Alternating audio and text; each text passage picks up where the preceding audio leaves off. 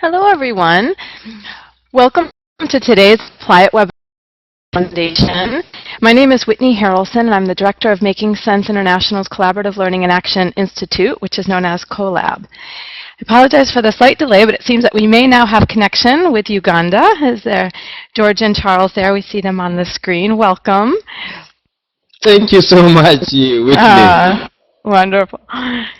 I'm just starting with a brief introduction, and then I will turn it over to the Enterprise Uganda group.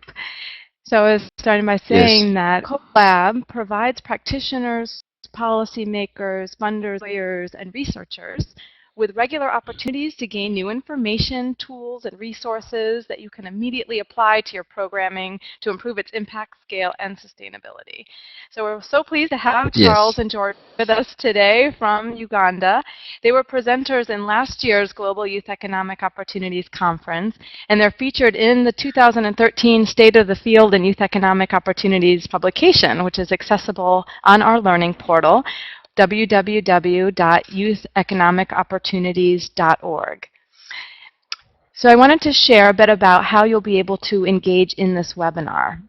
Whenever you have a question, please type it into the chat box as you did to share your contact information, which is obviously in the lower left-hand box of the screen. Please still identify yourself when you ask a question by stating your name, organization, and the country where you're located.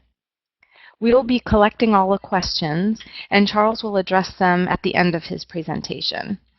Then during that question and answer period, Charles may invite collaboration or an exchange with one of the people who asked a question, and at that point, my colleague Mark will then unmute microphones that otherwise will stay muted throughout the presentation. So only Enterprise Uganda and Making Sense have microphones on during the presentation.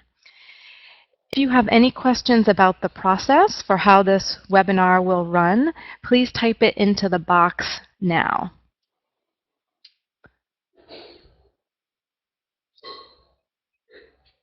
Right. Okay, Whitney? I don't think there are any questions about the process, so now I'm pleased to turn it over to Charles at Enterprise Uganda Foundation. So thank you. Thank you very much, Whitney, and sorry for the technical hitches that have delayed this session. First of all, I must thank Making Sense International for making this to happen, and I want to congratulate and thank everybody who was able to come online. For background, Enterprise Uganda is an institution of small and medium-scale enterprises within the country for the last 12 years. During this period, we have had some of our businesses or entrepreneurs moving from a very small sector leaders within the country. However, over the last 6 years, a request came from our own government and from the country as a whole, asking Enterprise Uganda to stretch its own success and reach the youth who are now becoming a major challenge to the nation and to policy leaders in terms of unemployment. We did our research and asked ourselves, what does it take for a young person to go into the private sector and not just get started, but start and compete with any other person, seasoned business people, people across the globe who supply their own markets. How can that happen? So to respond to that, we tool.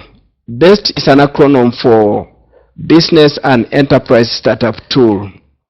It's a tool that we developed through our own interaction with the young entrepreneurs, our own interaction with established businesses, and also our own analysis of what has been the journey of world-class entrepreneurs. So as an institution, we practiced this tool and used it for now 6 years. We no longer call it a business training workshop. Whenever we do this training, we call it a business training clinic. So without taking any more time, I want to take you through the objectives of this webinar, which are principally two. The first one is that In order to appreciate what it takes to create an entrepreneur, we first had to look at the mental barriers and the negative attitudes that inhibit the generation of an entrepreneurial mindset in a young person. It's only when one appreciates these barriers, and only then is when you can be able to suggest solutions that can be practical and can be used immediately by the young person. The best tool also now, in our own experience, has proved to be a means for generating and creating employment among the youth, and even for adults who fail to get formal employment for one reason or another. We're also hoping that in the course of this sharing, you will have something to take away in terms of key messages as practitioners and as policy implementers. We're convinced that as participants who are already into this game, you'll pick a few lessons from this tool which you'll be able to use to improve your own ongoing programs.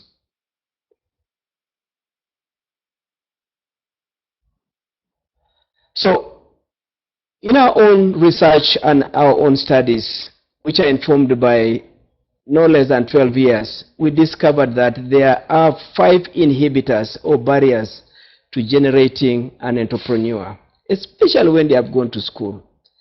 The first one is what we call the narrow perception on the purpose of education. I'll be explaining this in detail later. The second one relates to the public opinion and stigma that tends to always follow a young or an embryonic enterprise. And if this is an issue, how does the tool address this? The third barrier that we address in the tool is an age-old challenge of access to capital.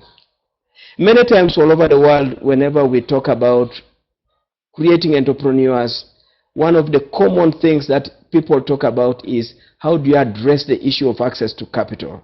And if capital is accessible, how do you address the issue of high cost of capital?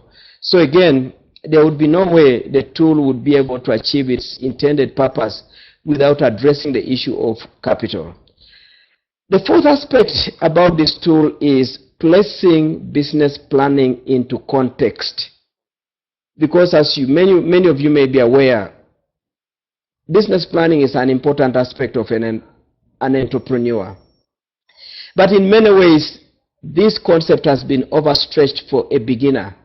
And in the tool, we have decided to say, what is it that is practicable in business planning that you can pass to a young person, that you can pass to an individual, even with basic education, and they're able to use that to get started in business. So we have also addressed the aspect of business planning so that it does not become a hindrance to anybody who wants to get started in business.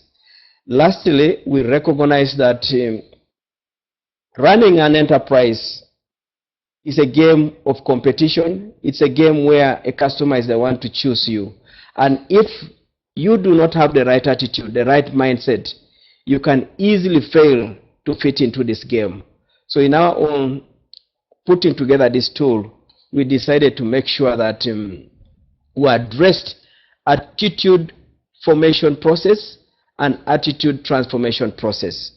Very briefly, let me go into the details of these barriers. What is it about education that tends to limit young people from getting started?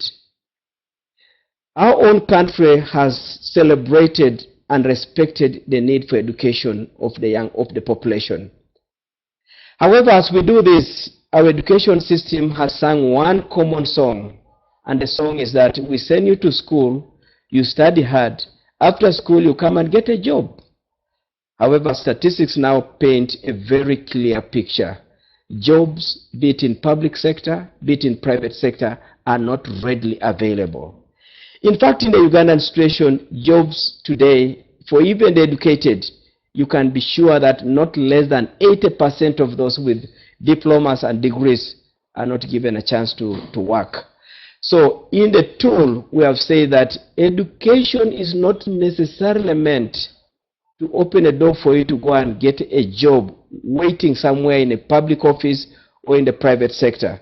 Instead, we have been able to demonstrate through the tool that education is only an avenue for you to broaden your opportunities. In other words, for example, we have got a young man who did a degree in engineering and he couldn't get a job. So he came with his dad to the training. After the training, they went and disposed of part of their own village land and bought a truck. And the first person to drive that truck was actually the young boy who had a degree in engineering. And clearly this is not something that this young man would have ever imagined. With a degree and you begin to sit behind a driving wheel, he couldn't believe it. But here's the story. When he became a driver, within a short time that family enterprise began to grow. And in less than 9 months, the family enterprise had expanded from one truck transporting building materials and generating income of approximately $7,000 per month within 9 months. Today, this engineer has since been able, together with the family, expand his enterprise, and he has got now 4 trucks. And the engineer is no longer the driver. He has gone back to his profession, where he is now supervising the construction of family rental units within the neighborhood of the city of Kampala. Today, this family is building 6 family rental units using income from the business that they started as a family in the transportation of building materials. All I'm saying here is, when you come for the training under the best tool, you discover that whatever you have done at school is just to tell you that you are now trainable for the real world. You can start from there and either practice your profession or get into that profession but privately, or actually get into something totally different. Because today the engineer who is supervising the construction of houses is also a farmer. He is also a consultant for so many other activities related to the real estate business. So through the best tool, we've been able to put education into context and broaden the mindsets of not only the youth, but also to the mindsets of the families that have educated the young people. The second barrier that any young man who will go into private sector will encounter is public opinion and stigma. And this is largely because whenever a young man goes into business, chances are that the first business they are going to start is of a low nature. It could be making tea in the neighborhood. It could be making bricks in the neighborhood. It could actually be joining the family in selling eggs. All these are considered demeaning and not novel kind of enterprises. And the public opinion will come in. The most difficult opinion that tends to hold back the young people from proceeding with this kind of businesses is the one from their own family.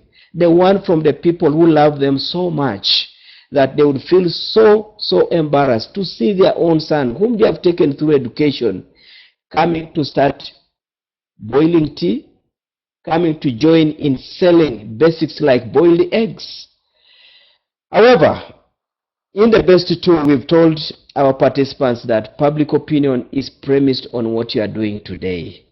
If you change the results, the same people who were laughing at you, who were ridiculing you, will begin to say, wow, this person was a visionary, was focused, and knew what he wanted to do. In other words,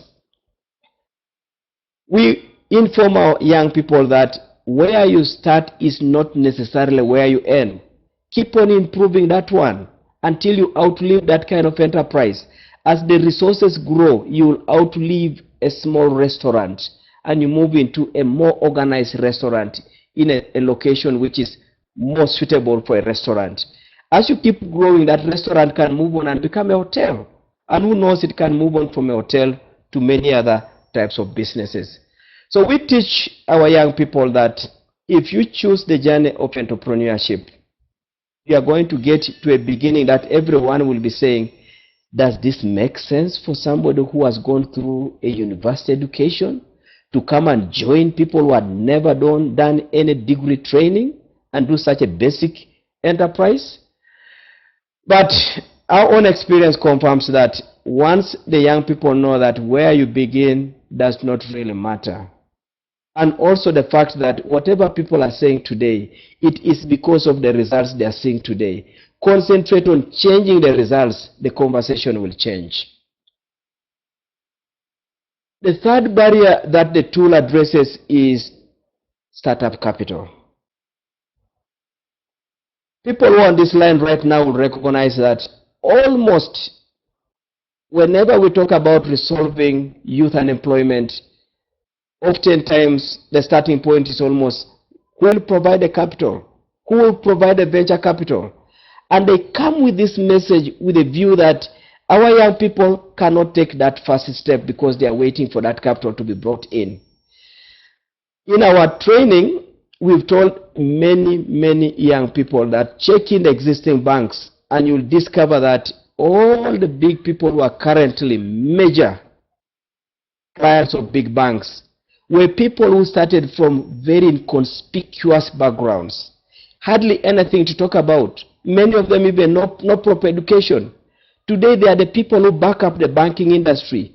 The branches of banks in Africa have gone to the farthest villages. And where are the customers there?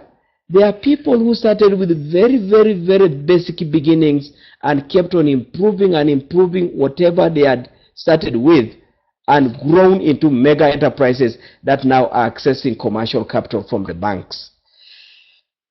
In the tool, we dedicate a full day to discuss what we call the 7 sources of capital. And the number 7 is actually going for commercial credit. Implying therefore that from number 1 up to number 6, if you can practice those very well, it is almost a given. It is inevitable. The banks will begin to come to you knocking and asking you to come and take credit.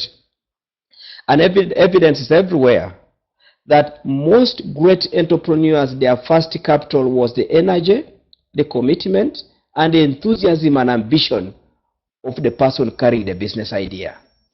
Once that begins to roll, and once that idea begins from that basic beginning and begins to improve, you begin to attract supporters, both as grant capital givers, even as people who can lend you money to expand.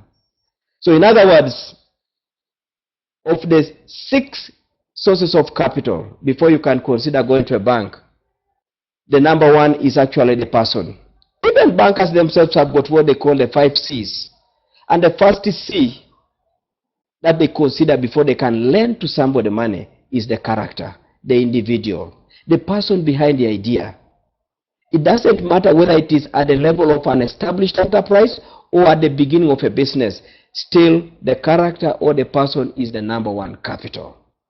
Evidence in what we have been able to do, and we have been able to generate startup rates of businesses from our beneficiaries at a much faster rate because we have stopped them from the common philosophy of waiting for capital to come from outside.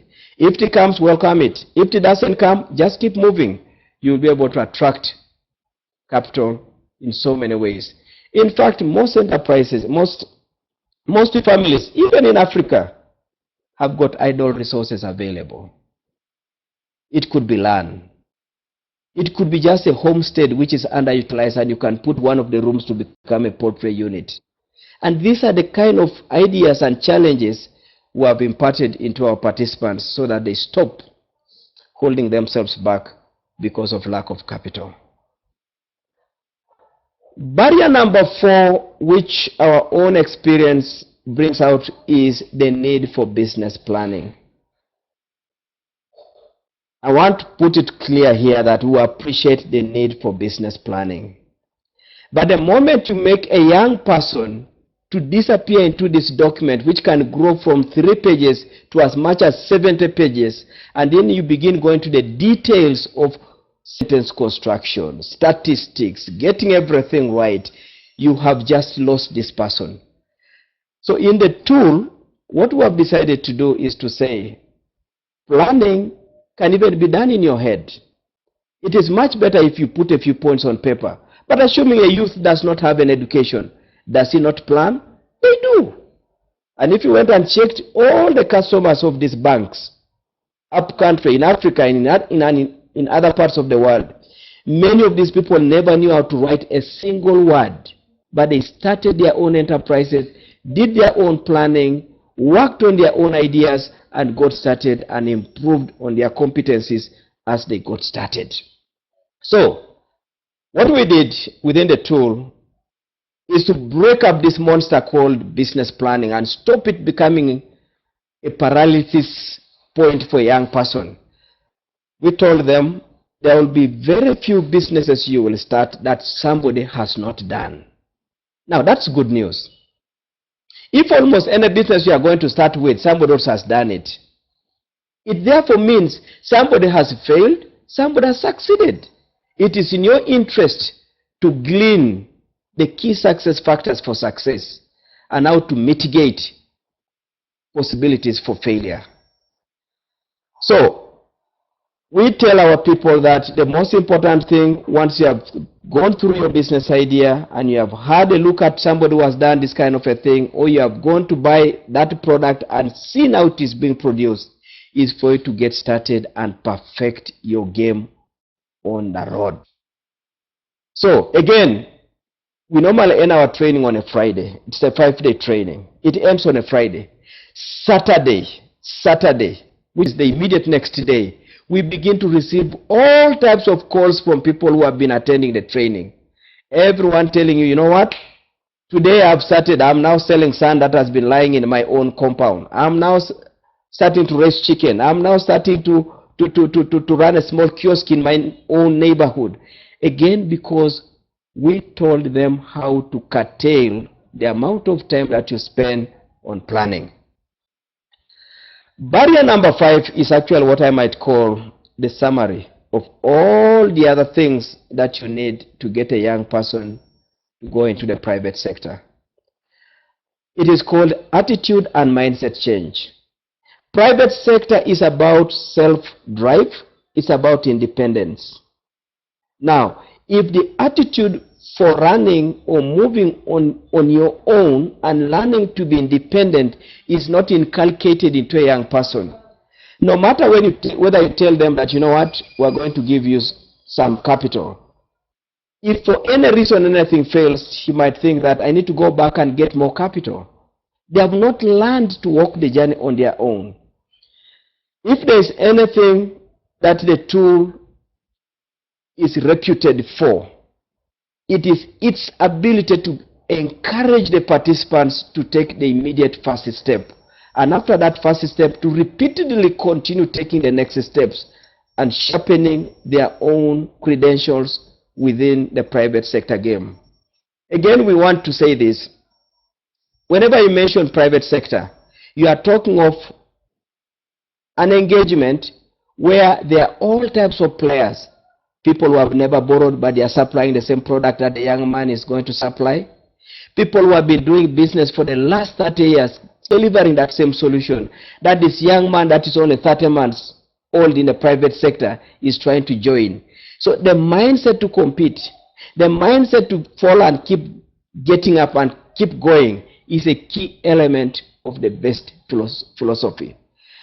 In other words, our conviction through this tool is that the success of a young person in the private sector is in his mind.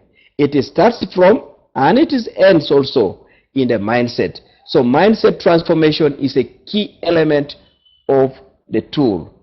And it's also informed by the fact that no one individual has got no mindset. You will get an adult, you will get a young person with a certain way of thinking. And until you have reconstructed that one, that individual will be receiving whatever assistance you'll be giving them. But until they begin to have a self-transformation from inside, you'll be having an individual who may not have the mindset for long-term continuity in the private sector. I think there are some things that I can suggest as takeaways and key messages in our own experience with the tool. The first thing is this: entrepreneurship, or in general, running a private enterprise, for most parents, for young people, is not in their own historical assessment of the journey to success the number one popular choice. Many parents already sold their livestock. They sold whatever they had to take their children to school. And they were thinking that that child will now go and get a job somewhere and come and bring back those livestock and bring back that land that has been sold. So entrepreneurship as a gateway to employing young people is a game that must be sold not just to the young people, but to the leaders, to parents, and to people who are out there whom the young people listen to. A second thing about our own experience is that if one is therefore going to promote entrepreneurship for young people, no matter what your economy is, aim at generating quick results, results that are backed by strong testimonies from the beneficiaries. It is only when you begin getting these testimonies and results, that's when you begin to get parents and the youth beginning to listen to you.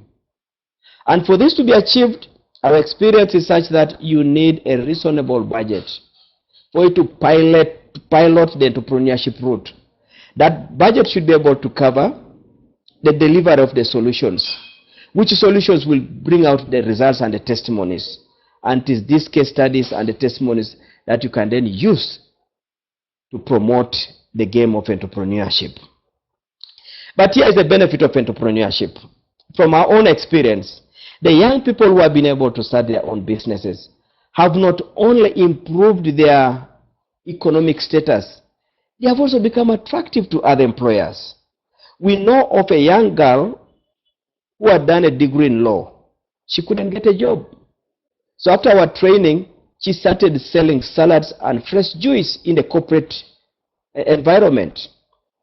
The tax body in the country admired her and told her that, you know what, anytime you want a job with us, we are ready to give you a job. She said no. They increased the offer price. She said no, I'm enjoying what I'm doing. They increased the offer price again until it hit $1,000. The young lady said, wonderful, this is interesting. Initially, I was looking for a job of $150. Now here is a corporate begging me to come and take up a job at $1,000 per month. She took up the job but has retained her private enterprise. In other words, if you choose to promote the entrepreneurship angle and make sure that it delivers the results it ought to deliver, your youth will not only be economically steady, they will become a darling of almost any other person who wants competent and tested pair of hands.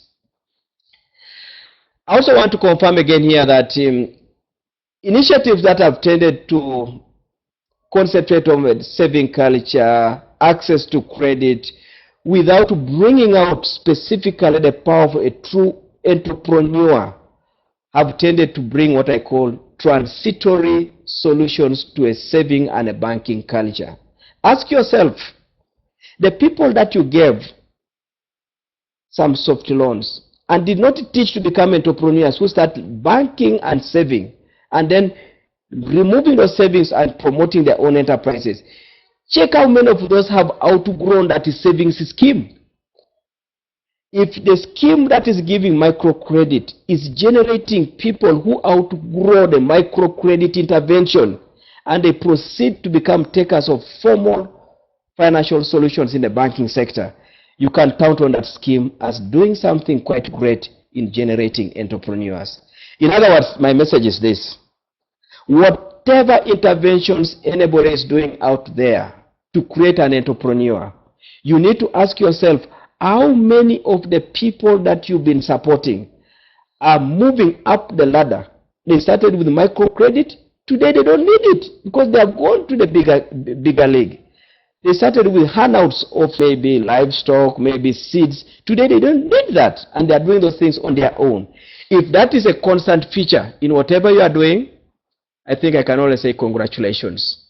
Short of which, I can say this: schemes that promote handouts, schemes that promote access to capital but without promoting people to become independent on their own, can only perfect the game for people to keep coming back, to keep picking items from people who come with baskets to give donations. How can you apply the best philosophy in your programs? We are mindful of the fact that whatever we have done in Uganda is something that might not necessarily be lifted wholesale to your own environment. But we feel that there are certain commonalities within our own philosophy that you can pick up and employ. And among them, I think you need to recognize that mindset change is a basic necessity to personal success in any development initiative. Until somebody has got a mindset which says, whatever I'm being given today, it is for a time being. It is a bridge for me to take off on my own. I should never look for a hand to help me, to give me the same kind of support that I got 2 years ago. If a person continues to receive a handout of seeds to take off, a handout of microcredit to take off, and then 2 years down the line, the same person turns up again and says, yes, I'm here, I'm unable to make my economic success. Can you give me seeds? Can you give me microcredit? Then the product you are delivering, in our view, has got a stagnating effect.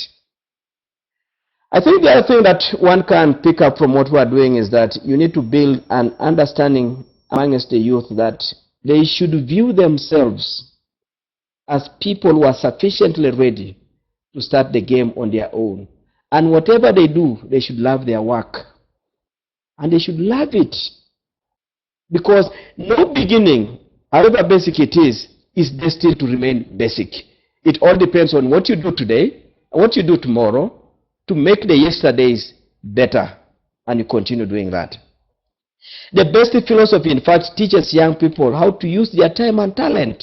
The two basic requirements that are important for one to begin a game of entrepreneurship.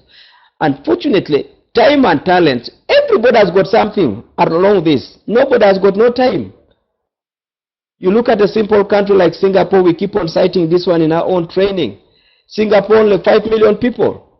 But if you look at its volume of trade, the volume of trade of Singapore as a country of 5 million people can almost be 40% the volume of trade of Africa with 800 million people. What does that tell you? It is the person. It is really the person that's very, very key. We also feel that by looking at what we have done, you'll be able to explain to the young people that success is not injected from outside. It must germinate from inside the person. The best tool, if there's anything that it does, it changes all the finger pointing to the outside and makes you to begin to finger point on yourself. In fact, in our training, if there's one word that we have translated to the different languages of participants who have taken this training, it is the word I. Because we teach them that if there's a word which is so fundamental, that is so key, it is the word I.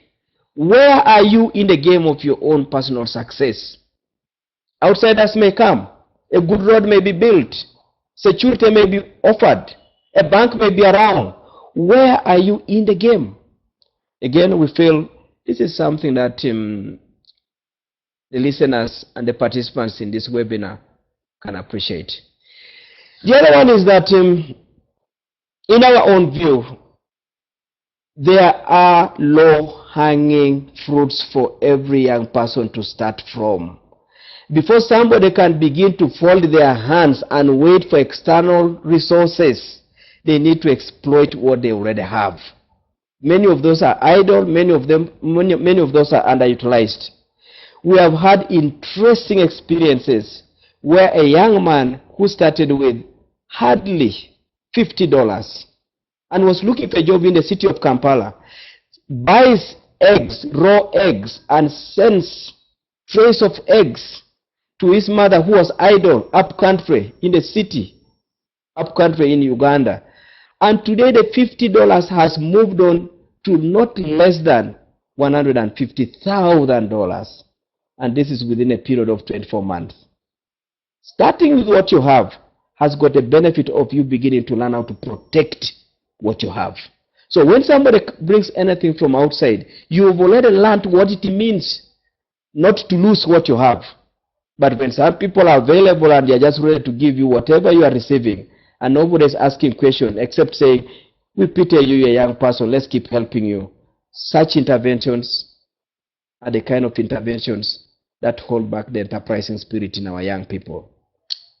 We have also taught our people to recognize that success in any venture, be it in the private sector, be it in a government job, be it in a corporate office, be it in an NGO world, will always involve personal involvement, sacrifice, and hard work.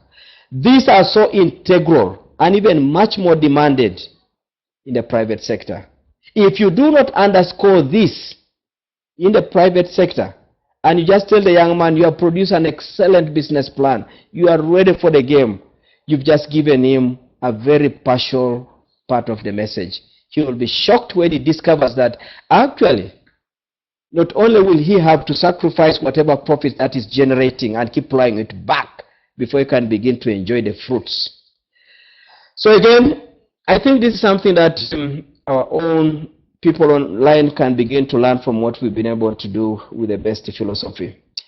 But also the other thing that we keep telling our young people is that the moment you are able to know how to generate your own income using other methods other than just a job from somebody else, you increase your own options. And people who have got more than one option to survive on as a source of income, many times they are comfortable with themselves. They are free to suggest ideas that can make them extremely attractive. So this in itself tells our young people that, you know what? Start with a dairy farm at your home. Get a message that you can communicate about that dairy farm. And as you go for an interview, instead of you saying, I'm ready for any job, I'm ready for any salary, I can start even now, your conversation will be different. You will be saying, I'm very good at marketing. I perfected experience in a family enterprise. If I'm coming to join here, I want a marketing job. I'm not just available for any job. You'll also be able to put a price on your head and just say, you know what? There's no way I can leave a family enterprise if you cannot give me a minimum of $400 per month. These are the kind of things our young people must begin to appreciate, that if they were able to go to school using a family enterprise which managed to generate $5,000 to take them through a university degree, the same enterprise can be made to grow and generate even more money. So why abuse it?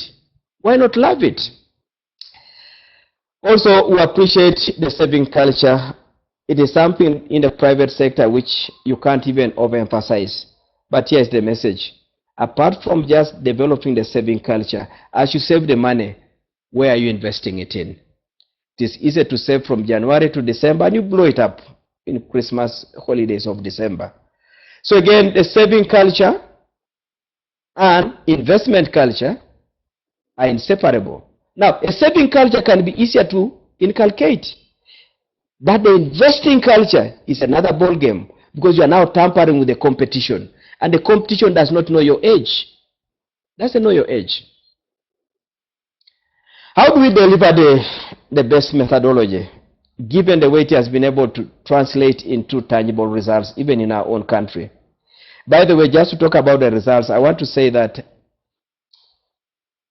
our training size is a big number at a go. We can bring on board as many as 1,000 participants. But because of the way the message is crafted, to end up hitting an individual within the audience of 1,000, even if the audience is a mass group of 1,000 people, you'll actually discover that every one person in that room is listening to that message as if you are alone. Because this is not a clinic for you to memorize principles for you to go and pass an exam. This is a message for you to reflect on yourself. Ask yourself, what have I not been doing right and why? Why have I lost all this time? So the delivery methodology of the best tool lends itself to handle 1,000 people at a go, to handle 20 people at a go, to handle educated people, to handle people who are not educated, because we translate.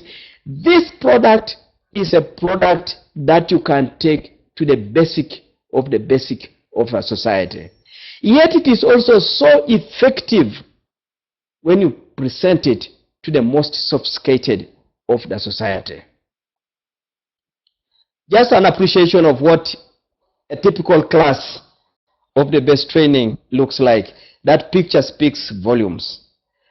By just looking at those faces, if it was a way one was able even to go to the back of the tent and bring the individual right at the back of the tent and get their faces, you just feel that that individual feels like he or she is the only one in the tent. The numbers in the room will not matter, because the message goes to the core of the person and addresses the person from your common standpoint. One of the other things that is interesting about BEST is that we don't just give people the training clinics. Once they leave, that's after the 5 days, they go on a Saturday and start doing their businesses.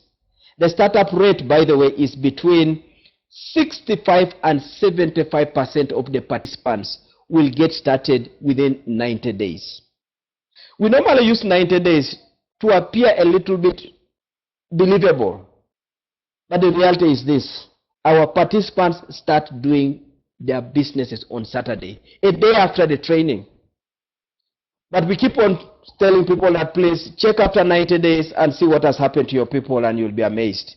However, this is what we normally do. We've got 2 conventional follow-up sessions. The first follow-up session is after 45 days after the training.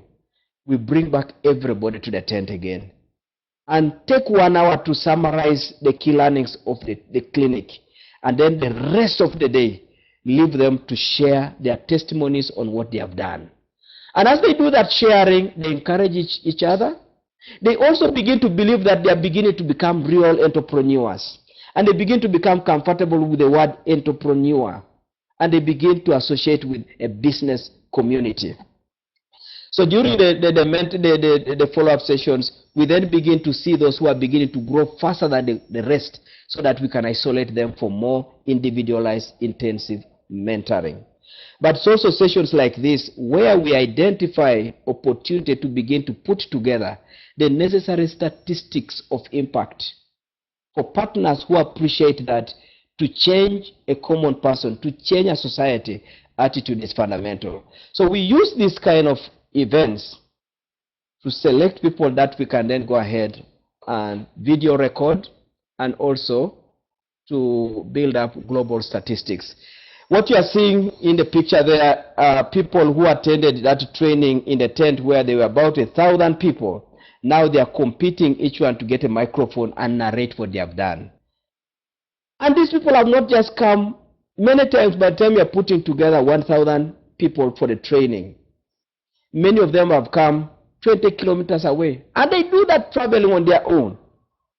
If there's anything somebody who's listening to this message online now can take away, is to test whatever you are doing and telling people to begin to spend their own monies to come and deliver their own testimony where you are, without expecting transport refund. In our own country and in many African countries and probably elsewhere, practitioners have sometimes misunderstood entrepreneurship and have over-babysitted these young people, or even people who are coming for entrepreneurship. Entrepreneurship is for a game where people must be taught that in the shortest time possible begin to become independent. So this follow-up session here, these people travel on their own. They may hire their own transport, but they pay it on their own, and they come with items to illustrate what they are doing, and very eager to share such stories. But of course, apart from getting these people to come in sessions like this, the first follow-up is after 45 days. The next one is after 6 months. After that, they are now free to associate with the institution and reach us on SMS, reach us in our national gathering programs and sessions. Again, that is the kind of young enterprises these people are illustrating and coming with to show to us that they have gotten started. And make no mistake, what you are seeing there are basic solutions. Somebody is saying, I'm starting with ordinary chicken. Somebody is saying, I'm starting with vegetables. Somebody is saying, me, I'm starting with the handcrafts. Those are the beginning stories. Those are the beginning stories. And they can move from there and reach the same story as the one I mentioned about A young man who started by joining a family enterprise of transporting and selling building materials. Today, the young man is enjoying his profession as an engineer, where he is supervising the construction of 6 family rental units. He is also supervising the construction of a hotel worth at least $500,000 in the neighborhood of Kampala City. But the beginning was as basic as what you are seeing here in this picture. And we have told our people that please never, ever underestimate where you have started. Read all the stories of the mega successful individuals, people within your own locations. Those stories are part of their own journey. I think I can, Whitney,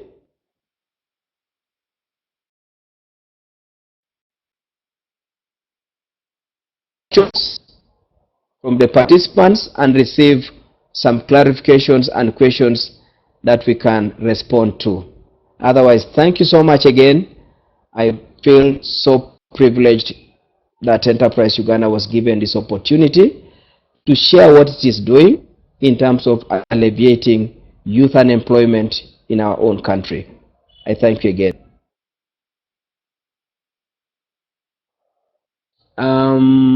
George, I don't know how we can access some of these questions here. Can George please, if he has concrete to that, others can.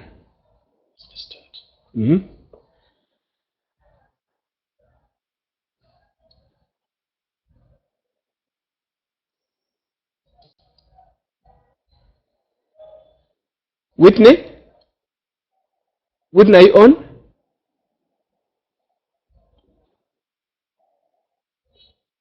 Great webinar. Will these slides be available to participants? Okay, somebody is asking whether the slides that we have just shared here will be available. I want to confirm that Whitney is going to put these slides into the system, the website, and you will all be able to access them there. And in case somebody wants to reach us on email, my own email is charles.ocici. Charles is .ocici at enterprise.co.ug. Could you tell more about the ages of the youth? What would be a good age to start motivating them? What an interesting question. In our own research, as we're putting together this tool, we discovered that Warren Buffett himself, leading US entrepreneur, in one of his own sessions, said that if there's anything he regrets, and when he was asked how late he was, he said he was late by 2 years, and was at that 11 years. If you looked at the story of Oprah herself, she started doing some of the things at the age of 12. Go back to the UK, Richard Branson, age of 16, was already doing it. In other words, from the age when these young people begin to learn how to take care of a few items in their own room, washing their own clothes, cleaning their own shoes, beginning to look up their own hygiene, at that point they can also begin to learn how to make an income. And they can initially participate by first joining family economic activities. So in our view, the starting age ideally should be, just because of the limited space one may have, we normally have our youth defined as from 18 to 35. But we have gotten people and families bringing young people even from ages as low as 15 and greatly benefiting the family, because then the young people go back as a family and join their parents and become more productive in their own homesteads.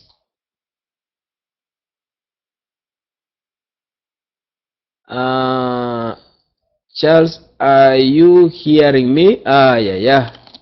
It seems we lost Whitney. What's the ratio between women and men attending the training and those going on to start their own businesses? First of all, the general statistics is that between 65 and 75 people go on and start their own businesses. Depending on the location, our experience has been that there are certain communities within Uganda where women have been put at the back lane in terms of enterprise management. So you find women going only up to as high as 25%. But in some communities, you find the figure can be as close as 50-50. So again, Uganda is a highly diverse nation, and the number of women that tend to come on board, we tend to deliberately target them so that their proportion is reasonable. Our target is to make sure that there are a minimum of 40% of the participants are women. Do you work in other countries such as Zimbabwe? Is it possible to get training on your best practice in Southern Africa? I think that is Priscilla Macy. Priscilla, thank you for that question. Right now, we've not yet moved to other countries, but we're extremely going to be represented at the Making Sense seminar or conference in September, because we want to meet people like Priscilla so that we can share this product and be able to say how we can get it transferred, and or you can borrow some aspects of it in your own country, including Zimbabwe. There's another question which says that what are the methods used for this 1 week training? How many trainers facilitate? Good question. We normally use what we call adult learning approach, whereby we've got slides, we've got evidence in terms of stories, in terms of what our own press has been talking about private sector, both the failing people and the people who are succeeding. We also have got videos of Ugandans and people who have been able to make it within our own country. So we use videos. We bring entrepreneurs who have been in a program before and have since grown and have registered amazing success to come and share their testimonies, so that the people who are just entering the game can borrow a leaf directly from people who were in their own situation before they got started. How many trainers facilitate? Another good question. This tool has got 6 modules. Right now, on those 6 modules, we've got a minimum of 3 trainers. So each one takes about 2 modules across the week. But those are in terms of trainers. You then need, given the kind of a size that you have, you need to have enough people to be going around to distribute handouts, enough people to attend to the needs of different participants within the training room. Making Sense International, please answer the questions about the elements of the training. What is the content of your clinics, and can other organizations use your curricula? The content is derived from resolving the 5 barriers to enterprise journey.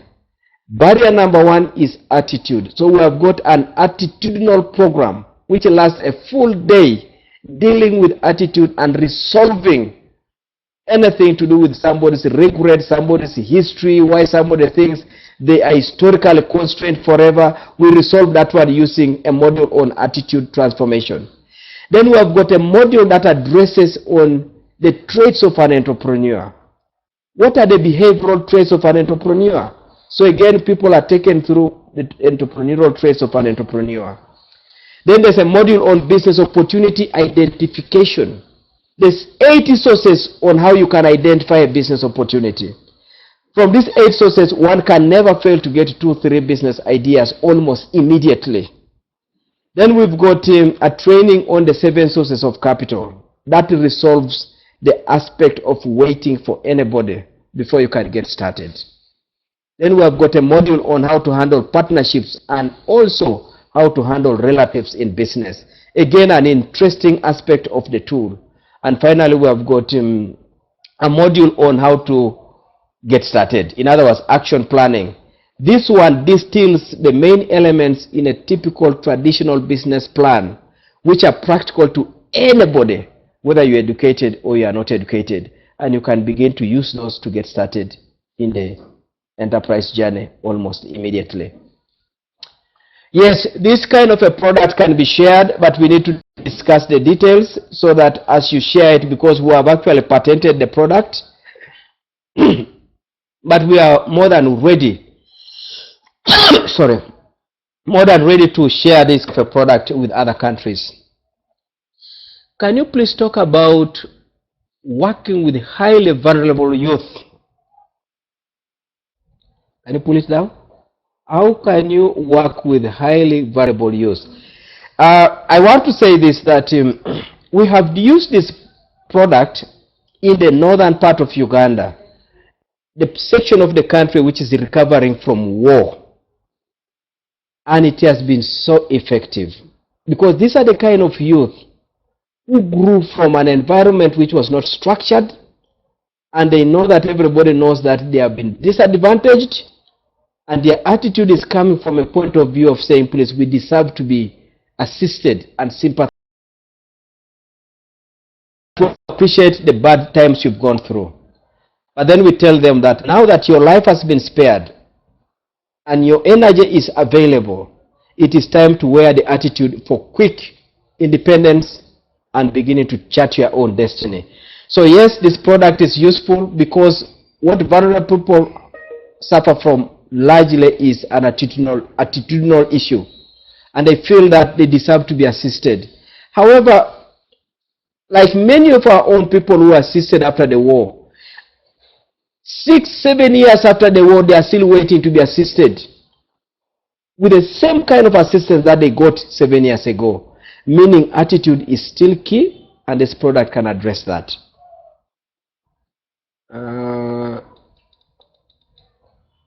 Mahmoud is saying that thanks for the clarification on women's involvement. Thank you very much. We're happy that you have gotten that clarifications. But Mahmoud continues to say that, please, can you give me some pointers on how to cater for vulnerable women, people with HIV/AIDS, people living with disability into agriculture. Again, here is the beauty about this product. The key element about this product is that if your brain is clear, if your mind is sound, the legs may have been affected, the hands could be having a problem, you could even be having some health problems. If the brain is still clear, this product is available for you. Because quickly you will begin to discover that whatever little that you currently have in your own self, that's the beginning point for success. And you can transform yourself in the shortest possible time. In other words, you may be HIV/AIDS, but given the kind of support that now is available for such people, they can have a lot of years ahead of them to survive. They just need to address the issue of stigma, public opinion. We address this one head on. And as we keep saying in our training, we are saying the moment somebody begins to deliver results, people will forget the age, people will forget your background, people will forget your gender, people will forget your lack of education, and they will begin to look at the results and assess you on the basis of your new identity. Rooney says, thank you, George. I am currently working with undocumented Haitian migrant workers in the Dominican Republic. These groups are highly vulnerable and lack documents which secure credit. Do you have any suggestions on no projects that create entrepreneurship, credit worthiness for this target group? That's a very good question. I want to say this about access to credit. If you start your small enterprise like those vulnerable groups, if they started that small enterprise, maybe let me illustrate using an example from Uganda, where somebody, the only asset that they had between them and total poverty was just a local chicken and an equivalent of $2. After the training, this young man went and looked after this chicken so well Using the $2 that he had, when the chicken was beginning to sit on 3 eggs to brood over them, he rushed to the nearby shop and bought fertilized eggs, extra 20 eggs, and gave to this chicken. The chicken hatched those eggs. Instead of hatching 23 chicks, actually 2 eggs were not good. They didn't hatch. But all the other 21 hatched. Today, the same young man is not only having a lot of chicken, a lot of goats, he has since moved on from chicken to having cattle. He never stepped in a bank. But the same young man now is making sales associated with goats and banking. Now the bankers are the ones checking on him and saying, given this kind of banking that you are doing on a regular basis, can we be part of your own enterprise and assist you to continue expanding? In other words, I want to say this about access to credit. As we seek for means and mechanisms to get the young people to access credit, the young people must first and foremost concentrate on beginning to establish their own entrepreneurial path, which is informed by incremental growth of what they have, and beginning to bank money on a daily basis and withdrawing it, banking and withdrawing it. As they bank and withdraw, they begin to have a story within the bank or within a microfinance institution. So while we do not entirely say do not assist these people to access credit, we want to say this, that out of our own experience, long-term access to credit can only be backed by a strong entrepreneurial commitment to success. Access to credit on its own, without building an entrepreneur, will never be a sustainable intervention. What role does the private sector play? How do you attract private sector participation? Well, here is the role of the private sector. The moment you have got young people who are energetic, who are entrepreneurial, and they are willing to join a value chain of any type, I will illustrate with a value chain of edible oil.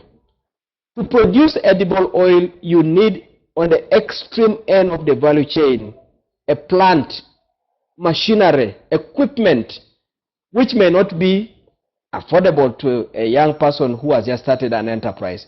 But there is a private sector player who says, I can get that equipment. But my equipment needs tons upon tons of seeds of sunflower. Now, these seeds must be planted, must be harvested, must be cleaned, must be dried, must be transported. Now, in that whole spectrum of the value chain, the person owning the plant would wish he does not need to go and be involved in planting the seeds of sunflower. If there is a population of young people, a population of women, a population of rural-based communities that can produce the seed, if there is somebody who can assist in storage, if there is somebody who can assist in transportation, the entire value chain becomes more efficient. And the person in the private sector who is concentrating in processing the seeds will have a much more steady supply of raw materials without him or her getting involved in the entire value chain. So our message is that the private sector should have a vested interest in getting the youth, in getting the rural community to become productive. And here is the message from Uganda. In our own experience, the private sector has not only given opportunity for the rural people to join the value chains of different commodities or sectors, they have also opened their own money purses and put in money to assist in building a vibrant entrepreneurial community. One telecom sector alone gives Enterprise Uganda these days $300,000 to $400,000 per year to just promote entrepreneurship because of what they saw our own tool was doing across the country. So private sector can come in 2 ways. It can come in to just say, here is my value chain. Can you assist me in getting many young people to join in other aspects of the value chain? Secondly, the private sector can also come in and just say, we're also willing to chip in and promote these kind of interventions so that overall we create a dynamic, growing, and a strong economy. Thanks, Charles. I think Very helpful and practical presentation today, and to all the participants in the webinar, thank you for your questions. That this was in fact Charles presenting, and it was just that George had registered, so that's why the name appears on the screen. We will be posting this webinar along with a blog that will include highlights from his presentation on our learning portal, www.youtheconomicopportunities.org, and we will send all of you a link to this material once it is posted and available. We also hope that you will join us to continue the conversation with Charles and George at this year's Global Youth Economic Opportunities Conference, which takes place September 10th through 12th at the Walter E. Convention Center in Washington, D.C. We will type in here the website of the conference so you can go and look through the current program. And we also welcome you to join us in other webinars we're organizing this year. We have one up at the end of August with RTI International on workforce development, one at the end of September with Indiegogo on crowdsourcing, one in November with Digital Divide Data on tax sourcing, and one in December with Chemonics on mobile financial services. Please also visit our learning portal mentioned above here for more information and how you can be a part of those webinars. We'll also to our list of contacts to receive emails and notifications of other opportunities where you can engage with similar stakeholders working to increase and improve economic opportunities for young people around the world. We'll also type in here Charles and George's email addresses, so you'll be able to contact them directly if you have any questions more specific to your own organizations and interests. So thank you all very much for your time today, and in a moment we'll be closing this webinar. Thank you very much, Charles, there in Enterprise Uganda. I'm glad the connection ended up working well. Thank you very much, everyone. Thank you very much indeed, Whitney, and thank you everyone for being part of this. Extremely happy to be part of this. Thank you.